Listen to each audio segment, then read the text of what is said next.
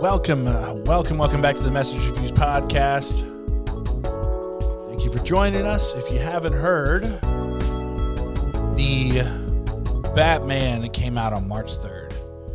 We're recording this on a Saturday.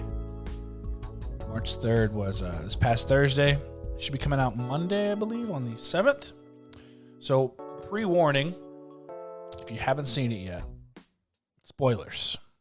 Just going ahead and say it right now. Spoilers. We're going to go into the nitty-gritty. It's my buddy Malty over there. Say hi, Malty. Hello, hello. And, we're going to get into it. I've been looking forward to this movie since I heard about it coming out a couple of years ago. Now, I know a lot of people give Robert Pattinson some slack because of his Twilight past, but I was very confident that this movie was going to come out and do exactly what I think what it did, and it was phenomenal. It was written by Matt Reeves and Peter Craig, and if you saw my TikTok, you know that I had nothing bad to say about the movie. We'll start with that. I had nothing bad to say about it. You know what? I'm gonna just go ahead and get my rating out of the way now, and then we'll go from there and elaborate on it. I thought it was a masterpiece of a film. I give it a 10 out of 10 from the score to the acting, to the storyline, to the suspense, everything about this movie. And I watched it again today for the second time, and I picked up on some things I didn't notice about it the first time. I'm going to go ahead and say that after a few more viewings, I think this is going to overtake The Dark Knight in my mind, which, if you know anything about me, The Dark Knight is my all-time favorite movie, and I think this one is going to rank up higher than that. Just my opinion. What'd you think, Malty? First thoughts. Oh, my review. I'd probably give it a 9.5. 9.5 out of 10. Compare it to The Dark Knight, because I want to say if we're talking about all Batman movies made, a lot of people are going to compare this to The Dark Knight, because I think in a lot of people's mind, The Dark Knight is the ultimate Batman movie. So compare it to The Dark Knight. What do you think? What's better? The only thing that I think The Dark Knight has on it was the ending for this one was a little slow, because everything happened and then it was kind of like a lot of like build up for the next movie. I think would be my only gripe about it. But other than that, it was like that's how I pictured Batman whenever I thought of Batman. It's not how The Dark Knight was. Dark Knight was like super bright and it wasn't dark. There was nothing else about it. It was just like kind of like a more passive aggressive Batman in my opinion. But this was like nitty gritty, dark, raining all the time. Like that was the dark ass movie, and it filled like that hole that I always had, without even knowing that I had that hole. But I just like even like in the beginning cutscene, it's like this is Batman, man. This is how I see this. All right, so let's just get straight into it. So, like I said, spoilers. All right, this is Saturday evening. We're chilling, having a beer with the boys. Again, if you have not watched it yet, you probably should wait to watch the review, because we're going to go into some scenes, go into the ending, talk about the characters and what we thought about them. We're going to have a ton of spoilers. So again, and I really mean this. If you have not seen it, I don't recommend watching this podcast. As much as I would love you to watch the podcast, maybe you should wait until after you watch the movie, because right now we're going to talk about the opening scene. We're going to spoil the crap out of this movie. So again, this is just our review. Like I said, we already ranked it super high, but let's get into the nitty-gritty of it. So first, right off the gate, first scene, they take the approach that pretty much every Batman, at least movies they should take, right? Right off the gate, there's some sort of action going on. You right off the gate see a killing. Right out the gate. And so if you haven't lived under a rock and you don't know, the Riddler is the main villain in this movie, but at the same time, he's a side villain. So I know that might seem hard to explain, but he's the main villain, but at the same time, he's the side villain. So right out the gate, he's stalking the mayor, and I know what I'm about to say has probably been said on every review possible, but right out the gate, you get Zodiac killer vibes from the Riddler. And if you know anything about this movie, remember, this is year 2 of Batman, so a lot of these characters are brand new at what they're doing, right? They're lower on the totem pole when it comes to ranking and power in Gotham, as well as they're new trying to find themselves, right? Because at the end, you're going to kind of see where maybe the Riddler goes down the path of where you see him in the cartoons and the comics and things like that. But right now, he's not there. He's a psychopath. Right out the gate, you see him stalking the mayor, and he just gives you chills. Like right out the gate, it feels like a scary movie. You know, the mayor walking by him, he's in the shadows, thunder hits, and you hear the mayor's conversation. He's up for re-election, and then he just goes in there and beats the crap out of him with what you later find out is a carpet tool. And then from there, it switches to another scene. It's October 31st. It's Halloween. Batman is talking about how, you know, it's the second year doing this, and he's journaling his whole journey of how everything's been going on, and you're seeing different scenes in Gotham of how like corrupt and just terrible the place is. Like there's different crimes going on, and then they switch to the crime that he shows up to, and there's a bunch of thugs about to beat up an Asian dude. And these guys beforehand, they're on a train, and all they're doing is showing videos of them just like beating up other people. And they're getting ready to beat this guy up. And out of the shadows comes Robert Pattinson's Batman. You see him for the first time in his armor, and he just looks like a total badass. Like he walks through the shadows. You see his boots, his crazy armor. And I did listen to an interview that happened with Robert Pattinson. So that scene actually was updated. So you've seen the commercial. He goes in there. He says, "I'm vengeance." So originally, when the guy confronts him, one of the mobs or the gangsters confronts him, he's supposed to say it before he beats him up. But it was Robert Pattinson's idea to say, "Hey, I really want to beat the crap out of this guy, and I want to stare at his lifeless body on the ground before I tell him that I'm vengeance." And that scene sets the tone for the entire movie. Just how dark it was shot. You know he's going to get into some crap. So what were your thoughts, Monty, on that opening 2 scenes, right? You got the kill right out the gate, and then you have your first appearance of Batman. I tried to watch as little bit of like trailers and stuff as possible so I could go in just like not knowing anything. Obviously, I saw the first one that got me excited to see it. And then it came on, and you see the Riddler in the background stalking the mayor, and the whole time I was thinking like, who is that? Who's back there? And then I saw the mask, and even for a second I was just like, is that Batman? What's going on here? Because he's still talking in the background. I'm like, oh, is he? What is happening here? And then that whole thing's where he just kills him. It's like, I'm very confused right now. And then it just like, but then it goes back to what I said before, just like how dark it was in that next scene where Batman actually comes out and he just lays waste to him. Like Robert Pattinson is probably, I will say that he's a better Batman right now than Christian Bale already. That's a huge statement. Huge statement right there. Showed it the darkness of Gotham. It didn't show, the glamorous life that Christian Bale's Batman did.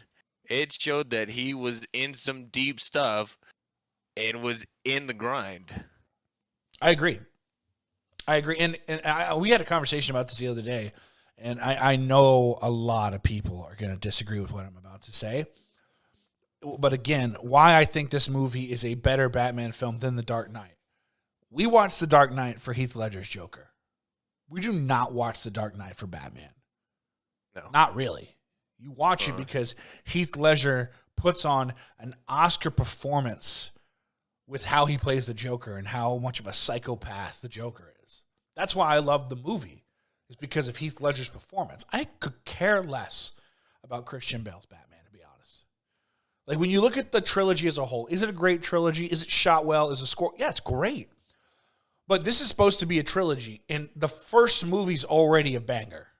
Like, truly think about Batman Begins. Truly think about it. I don't watch it. I do not watch it over again. I don't. I watched The Dark Knight over again. I've watched The Dark Knight Rises, multiple times, but not nearly to the extent I've watched The Dark Knight.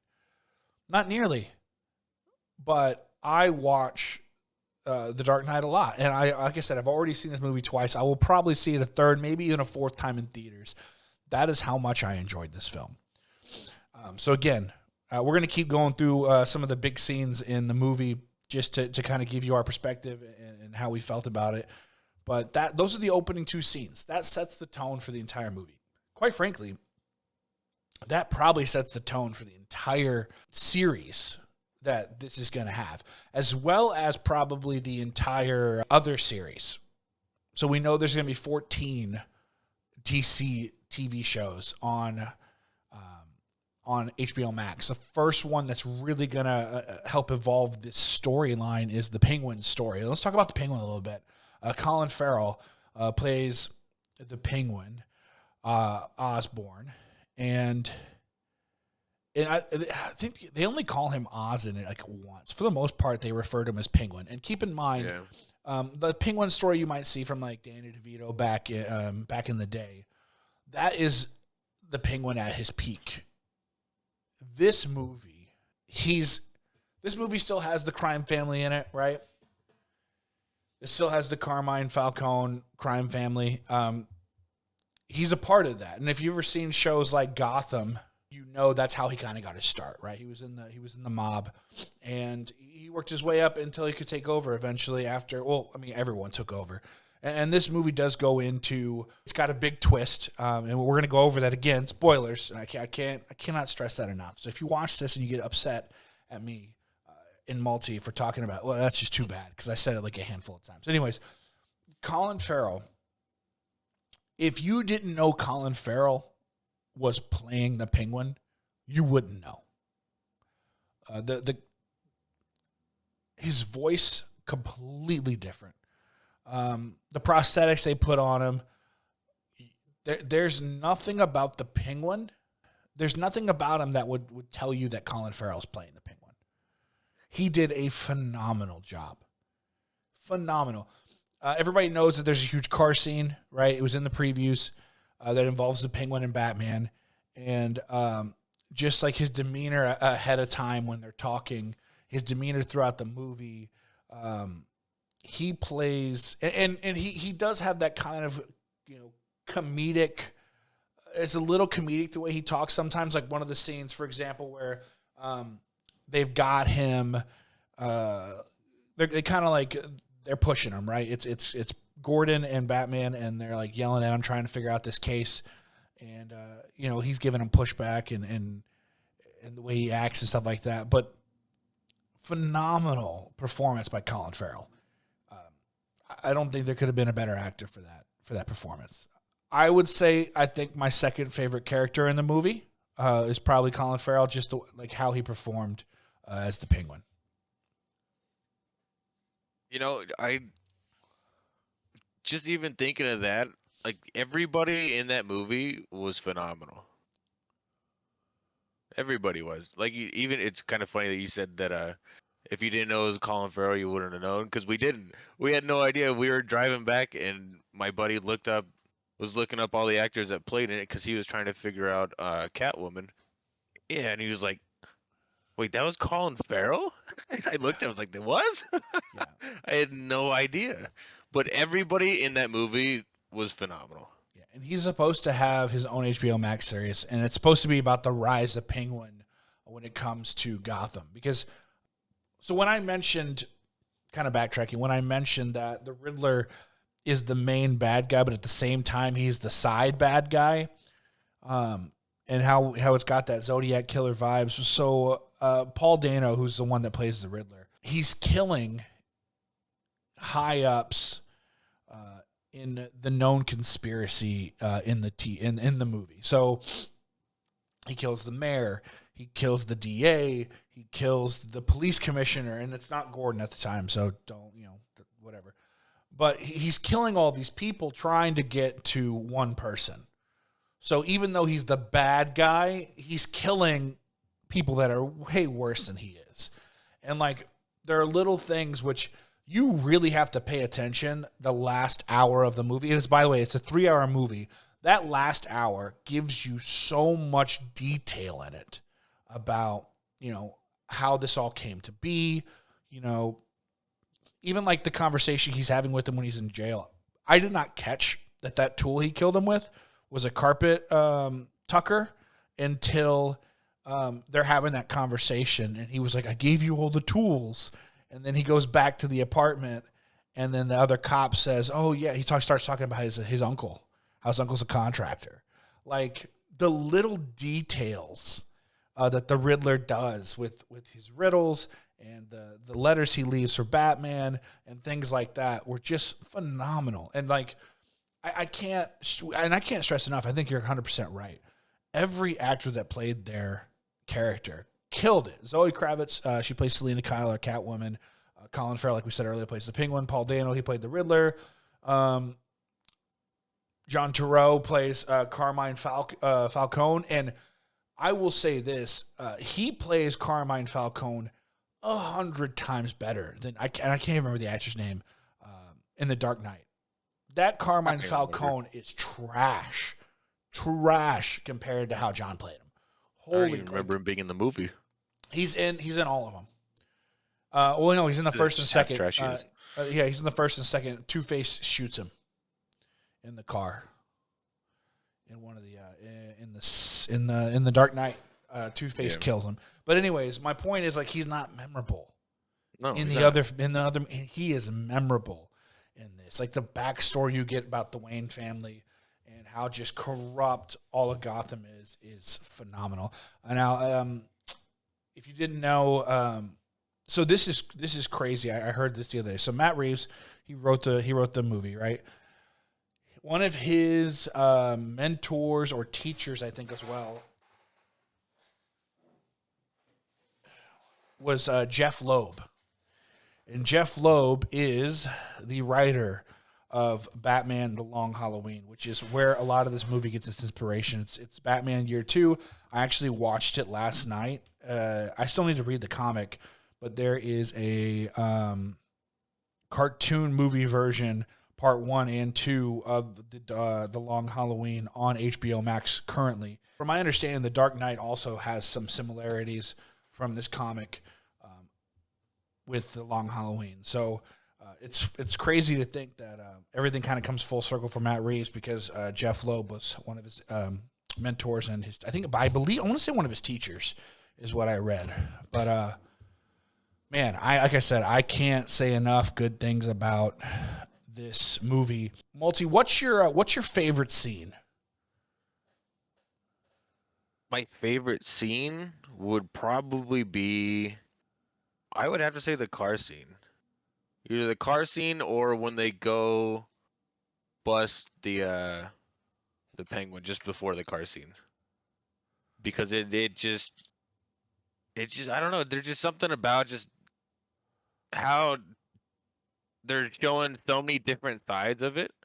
Like all the corruption in Gotham, and he's going after the Riddler, and he's going after um what's his name? Carmine, yeah. And he's going after all these people, and then he's going after Penguin now all of a sudden, who's not even the main guy yet. Here we are, and we're gonna have this huge altercation, and then going to try to stop Catwoman from doing what she's trying to do, and then to even the little plot in there with that undercover cop. Like there's so much going on, but then there is. And then all of a sudden now we're in a high-speed pursuit of Penguin, and that was again just done well. The only part that I didn't like about that was the semi truck just lining up perfectly for it. That was a little cheesy, but it is what it is. Yeah. my favorite, not I'm not gonna say scene, but my favorite shot, like cinematic shot, was after the explosion, and he hits Penguin's car, and Penguin's car does a flip, and you see, of course, the gasoline truck on fire behind him. That slow walk he does towards the car, and then he bends over, and you see him just lean Yeah. down, just And I like, love how they kept the camera upside down too, to where it's like Penguin's point of view. yeah, That was pretty that cool. was shot so beautifully. Like I cannot stress enough how well this movie was made. The way it was shot, the score, like if you just take the time to listen to the music, there are a Oh lot God. of there are a lot of the music you could tell that it had the inspiration from the Tim Burton movies as well as the Dark Knight movies. Like there are scenes in there and I kind of feel like, oh, that's Dark Knight-esque, or oh, that's the Tim Burton's movie, the Batman movie esque. Like just the way that they did the sounds, and phenomenal movie. One of my favorite dialogue scenes, which I saw ahead of time. I saw ahead of time actually, was when Carmine Falcone and Bruce Wayne are having a conversation about how Bruce Wayne's father did surgery on him on the kitchen table. And there's a little bit more to that story which they don't talk about, at least in the comics. So in the comics, at that time when they're talking about that surgery, Carmine's father is still in control. So Carmine's father drags him to the Bruce Wayne manor, and so he's not even charged at the time when this happens, at least in the comics, right? And so that's one thing. Like after I went back and I watched the Long Halloween movie, and I'm sure as I read the comic, I do wish, and I don't think any of them used it. I wish they used Carmine's nickname in the in this movie. Which, if you didn't know, his nickname is the Roman because it's the the Italian mob. But the head of the Carmine Falcone family, like his father was called the Roman in the comics, and I wish they would have used that in the movie. Again, I saw the movie and then I saw the Long Halloween, and then I went back and saw the movie again. So that was something I wish they would have used. I mean, other than that, though, there's not a lot to get upset about this movie. I mean, Zoe Kravitz played a phenomenal Selena Kyle. It just felt like she was just a total badass in this movie. Mhm. Like from the way she fought to the way she rode her bike to the way she could play dudes. You know what I mean? Like it was perfect. And I do have one complaint, but I want to go over that later because it's towards the end of the film, and I feel like we should talk about it. Like maybe after we talk about a couple other things. There's one complaint I do have, and it does have something to do with what you said earlier about how slow the ending was. I think there was one thing they could have done to change it. I want to talk about two things before we wrap up the podcast. One was, what did you think about the technology that he was using? I definitely felt like this was more. It wasn't over the top, right? A lot of the stuff looked like something a billionaire could put together or make or something like that. Like from his car to, the knife that comes out of his chest, the Batman symbol, That was pretty to cool. the contacts where he can go back and look at everything. I did feel like it wasn't too over the top. Like, in the Dark Knight, it's like over the top with the technology. Yeah. I felt like this was more realistic. What did you think? What was your favorite technology that Batman used in the movie? I liked how they made it really subtle, but at the same time they didn't, of how he was already progressing all of his stuff. Like in the beginning, he was just riding a basic motorcycle, and then that ending scene, his bike's a little bit different now. You can tell it's more getting to that bike that we saw in the Dark Knight, and that was honestly I like that a lot. Just seeing that him progress slowly, but like not they're obviously not going over the top with it. They're being really subtle with it, knowing that it's early Batman, so keeping it simple, but at the same time, he's still constantly upgrading and doing better and getting better stuff. Like the car didn't even work. That was the engine that we saw at the beginning of it sitting there, not even in the car, and now all of a sudden he has the car. My favorite it'd probably be his opening motorcycle. Honestly, just seeing him just like go do what he's doing, and then at the same time he's just leaving that, and he takes off all of his armor and stuff, and has on just a regular helmet, and just the way that it was shot was just so. It was so cool. Like when he was creeping around. Yeah. When he's trying to creep around in public without being so obvious that it's Batman. Yeah. I think one of my favorite scenes was when he jumps off the police station. Oh, So with the like, wingsuit? yeah, so it was an actual wingsuit, Yeah. like a military grade wingsuit. It wasn't that whatever cape technology that they were using in the regular one. Nope. And you could tell he was still new to doing all these crazy stunts, because when he runs to the top, he's taken back like, holy crap, this is a huge jump I'm about to make.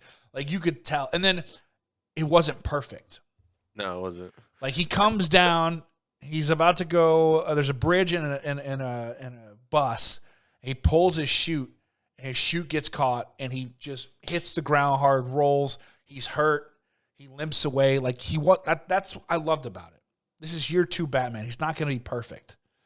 He got hurt. You know what I mean? Like the adrenaline shot was pretty cool that he pulled out at the end, and then of course the twists when they thought it was all done. And then he just set them all up. It was a great movie. The whole movie, like, it was 3 hours, but you couldn't tell it was 3 hours. It felt like 2. It was a 3-hour movie that felt like a 2-hour movie because there wasn't a boring scene. There wasn't like time waster. Yeah. Yeah. So, and by the way, if you haven't heard, there's a 4-hour extended cut. Oh my God. When it comes out on Blu-ray, there's a 4-hour extended cut. And we're going to talk about, now I want to talk about the ending, so in the 4-hour extended cut, there are more scenes with the ending character. So we'll talk about that. So at the very end, not the very end, like right before the very end, which this is my one complaint actually. That scene between the Riddler and the Joker, or who we're pretty sure is the Joker. That scene, in my opinion, could have been a post-credit scene. I think about they it. should have. They could have cut. They should have made it more dramatic. You think it would have been more dramatic if it had been a post-credit scene? No. How would it not? Like truly cut that scene out of the movie, cut it, right? And then make me sit through the credits halfway, right? Show me the big Batman sign, right? And then play that where they're laughing. I like they didn't put it at the end, but I still didn't like it regardless because it didn't. I don't feel like it set anything up really. Like it was kind of like, oh, cool. It actually did set something up because it's supposed to be there's supposed to be an HBO Arkham TV show. Well, they could have done better, is what I'm saying. There wasn't like much emotion in it. It showed like, Riddler gets angry because he realized that he failed, and then the Joker starts talking, and then that's just about it. Like they didn't, I don't know, like compared to how the rest of the movie was shot, I was kind of disappointed in that. Fair. But apparently they're supposed to be, like when he goes and visits the Riddler in jail the first time, apparently there's supposed to be like scenes where the Joker and Batman get into it because he's already put him in jail before, apparently. So that's like early Joker, like before he starts wearing the makeup and stuff like that, before he's the Joker. Like, it's that. You know what I mean? Like, remember, all these characters, they're all in their infant stage, right? They're all young. They're not at their full potential yet. So I think we're going to see something great come out of it. But I do personally think if you cut that scene, you make it a post-credit scene, I think that scene goes over better, personally. What if they don't even talk and that after the ending credits they showed up and it's just him and Riddler in prison laughing? Elaborate. So, like, get out all the talk of Joker. I see, like, that whole conversation I feel like was pointless. Just get out all that talking and then just make it like the rest of the movie just dark in a grimy prison, and you just see the two cells and see like their outline and just the camera panning away with just the Joker and the Riddler laughing. I think you have to have that scene regardless because during the explosions, they show the Riddler like smiling in prison or in Arkham. Yeah. So I think you have to have that scene regardless. Could it have been shot better? Yeah, it probably could have been. But you know, I'm excited now to see the 4-hour extended cut to see like to see where it could. I know. But I'm excited. So again, overall, I thought it was a 10 out of 10. That's a 10 out of 10 movie for me. If I go see the movie twice, if I pay to go see that movie twice, and I'm going to go pay to see it a third time, I got to give it a 10 out of 10 because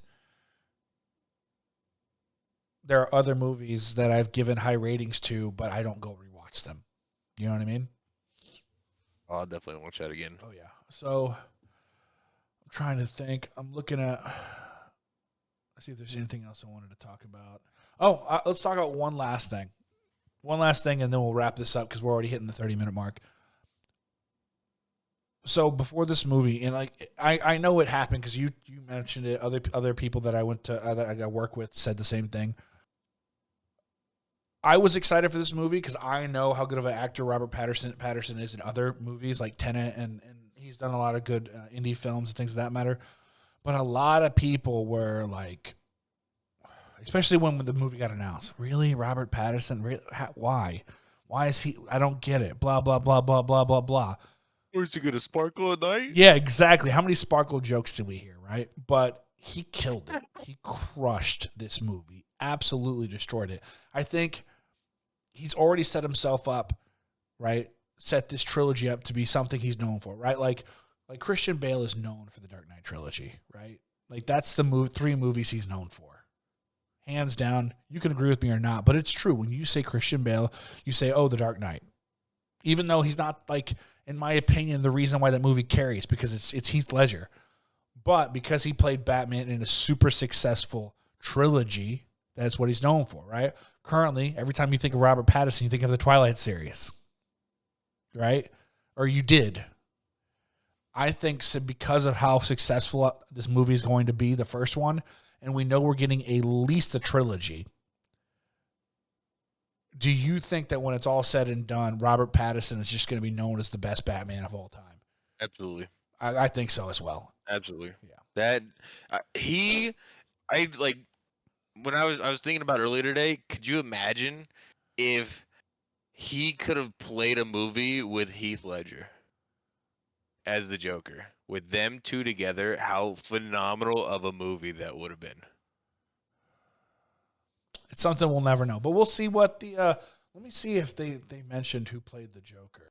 Just going off that a little bit more, you think of James Bond, and you think of Matthew McConaughey and people like that.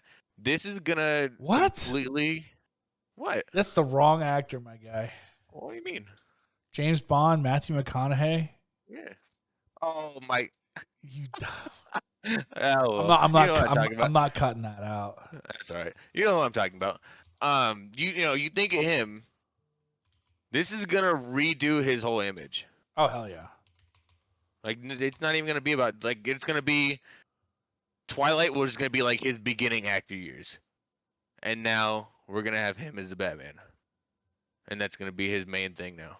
I'm looking real quick to see who the heck is. I don't know who that was. I don't know. If anybody knows who played the Joker at the end of the Batman, please leave it in the comment section. So there's going to be a show called Gotham PD and then The Penguin, and both of them will allude to a lot of Arkham, like a lot of the villains in Arkham and stuff like that. So we'll anyways, like I said, if you know who it is, please leave it in the comments below. Tired of looking. We need to end the podcast. But again, that's all I got. There we go. All right, thank you for watching the Message Reviews podcast. I want to thank my buddy Multi, wave bye. All right, cool.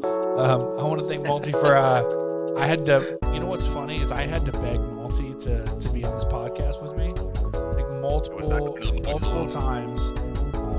He refused to go to the movies alone, but now that you've seen the movie Multi, would you have done it, to be honest, knowing how good it was? Probably. That's what I thought. Hopefully this is a damn good movie. Exactly. Or again, thank you for watching the Massive Fusion Podcast. I will check you on the next podcast. I have no idea what the next podcast is going to be. There's a lot of good movies coming out. I believe the next major movie is that I want to see at least is in May for Doctor Strange and the Multiverse of Madness. And then we've also got there's Black Adam comes out this year. I want to see that. Something's going on pretty loud outside. So anyways, if you heard that, I apologize. But again, thank you for being here. Catch you next time. Peace.